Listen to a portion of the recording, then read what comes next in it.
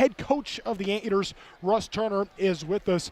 Russ, you got 4 players in double figures tonight. All in all, it seemed like a pretty balanced effort by your group. What are your impressions by what you saw from your team after having lost 2 games in a row to bounce back and get a good home win? Well, I'm pleased with the win. You know, they're a difficult team for us to play, but I thought that our start was very focused. I thought we were good at the beginning of the game. We set the tone in the beginning of the game. We didn't start the second half as well, but overall I thought our team showed what I expect them to show, and that's some determination, a lot of good execution, and a lot of terrific defense. And we rebounded well tonight, and I'm really pleased with Biasu Worku having 7 assists. We needed that. We needed playmaking in that game. And to be 12-4 is something that I appreciate from this team, from these guys. It's not easy to do that. It's not easy to perform at the level we've pretty consistently performed at. So I'm excited to be at this point, and I'm excited to get a fresh start with the conference when we get to play UC Davis in a week from tonight. Well, let's reflect on this 12-4 conference start. From my understanding, it's the best start that you've had. It's the best in the Russ Turner era at UC Irvine. To have 12 non-conference wins, that's really good. And like you said, really hard to do. So what's your takeaway from what you saw from this team here in the first 16 games? Well, I think this team can be really good. That's my takeaway. I think we can be really good. You know, to end up with 12 wins is something that I think the average fan is not able to fully appreciate, you know, given the amount of money that we raise with our schedule, given the difficulty of scheduling, you know, for our program with sustained success, and given the academic demands that these guys face, and especially with, you know, grad students and seniors and juniors. I mean, it's not easy to do what these players have done. And I think that there's a lot that goes into it. I think you have to have great character. I think you have to have great resilience, you know, as a group. I think we gained really valuable experience in Korea. I think we added a couple of guys, you know, in the offseason that have really helped us. Obviously, Robert Cartwright.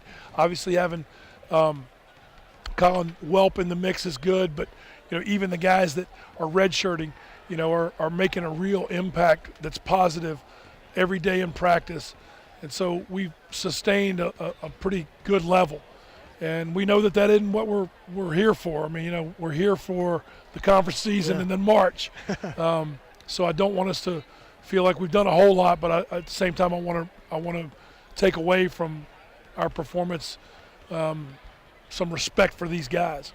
I want to get your thoughts on Max Hazard for a second. Back-to-back 20-point games for him. He finishes with 23 tonight. It almost seems like in some ways we're starting to see Max kind of evolve as a leading scoring option for you. What have you made of what Max has done the last couple of games? Well, you know, Max is a captain of this team, and, you know, he showed incredible resilience last year playing through, you know, what was really a brutal injury. You know, and accepting the role that he accepted last year, and then, you know, putting himself in position to do what he's doing now. I think that in this game he took only really good shots, and that's the next step, I think, for him as a scorer, to know that when you're a scorer, teams are really going to try to take your shots away from you. So you got to do a few other things and make others better by being what a threat that he's become. But his ball handling in this game, you know, was so improved over where he was at this stage last year. Teams like this have bothered him before in ways, you know, that he's shown real improvement on. So I'm excited for, you know, the fact that he's continuing to get better, and that's showing up for him with his scoring, but also in many other ways. You know, I think that there's still improvement that a lot of our guys can make. And so I think that we're not quite where I hope we can go.